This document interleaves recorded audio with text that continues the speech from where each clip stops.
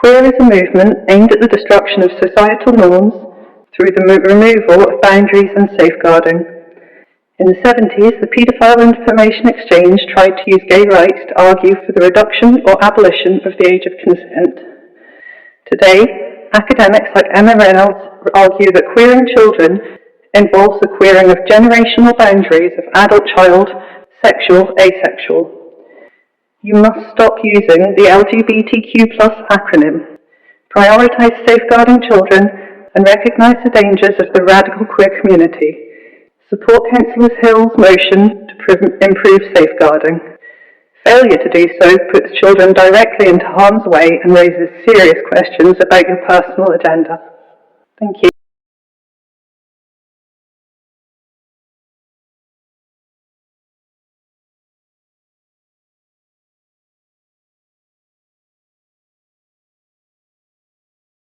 Item 20, Safeguarding Standards and Oversight in Public Services. I'm just going to ask Dem Services to clarify, because we've obviously not got enough time to have the usual options that we'd normally have, Councillor Hill. So I'm going to come to Dem Services just to clarify where we stand, please.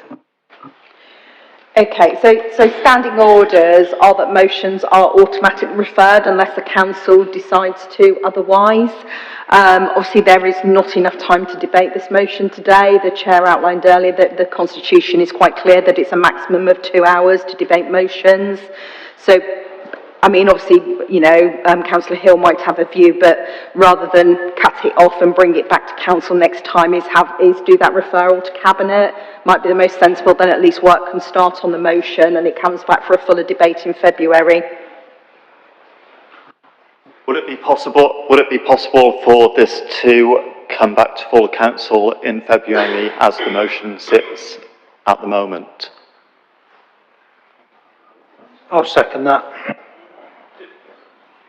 I mean, I've got a short sort of little speech, and the reason for that is, firstly, a lot of people that should have a say on this have actually left the chamber today. We're not a full council at the moment, but this motion must be heard by full council because safeguarding can I just clarify something with Dem Services before, I don't want to interrupt you in a moment. Hold on a second. Yeah.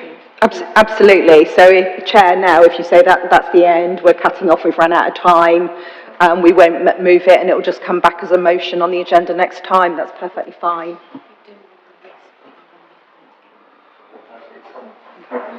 So, Councillor Hill, we don't have the time to do your work justice, so you're happy for it to go to the next full council because you've run out of time? Absolutely. Can I just say 30 seconds on it? I've got about 50 words that I'd just like to say. If it's going to the next full council, then it's going to the next full council. If not, we have 2 minutes now. Okay. So if it's just going to the next full council, as I understand, it will be top on the list for the next full council, no submissions, because it got left out this time. I understand that, but I also understand that a lot of people have spoken to me privately saying that they would much rather it was referred to Cabinet regardless.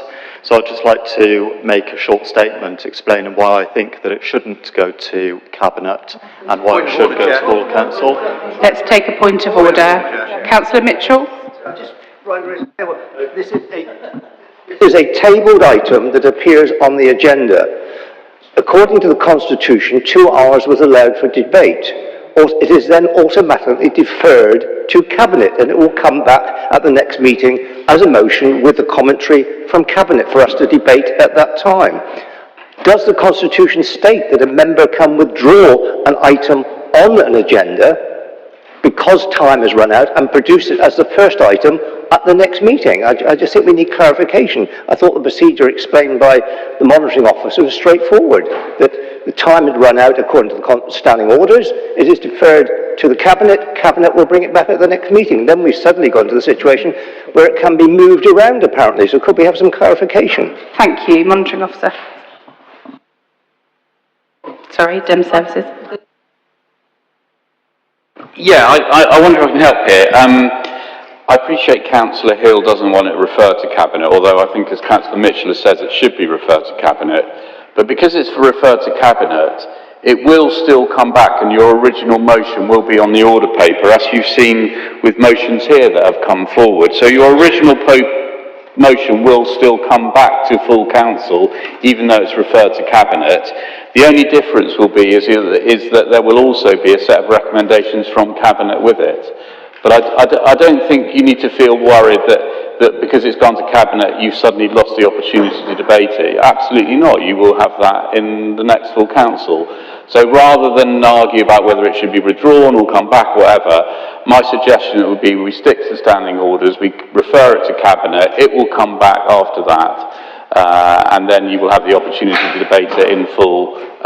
Whether you agree with the cabinet recommendations or not, you can then say you don't feel that that's how it should be, and you would stick to your original recommendations as they are in the motion. I hope that allays some of your concerns. Councillor June, do you have a point of order? Yes, Chair. Being a farmer myself and in an isolated area on the peninsula, it is vital that we do bring it back. And as the leader said to Councillor Brazil, as long as it's brought back as we see, and he might want to add a few bits, but as long as I can see what I've seen, I think it's necessary because it is a vital bit to talk about. Thank you. I'm not sure if that was a point of order. Councillor Hill? Yeah, I'm happy with that. I think that it is important that the full council, all councillors present, get the opportunity to discuss this. So I'd be happy for it to come back in exactly the form that it is at the moment, without any cabinet tampering. Thank you. So due to lack of time, that's just getting referred to cabinet. And that's it. Thank you very much, everybody. Thank you. Have a good Christmas. Thank you, Vice Chair. Merry Christmas.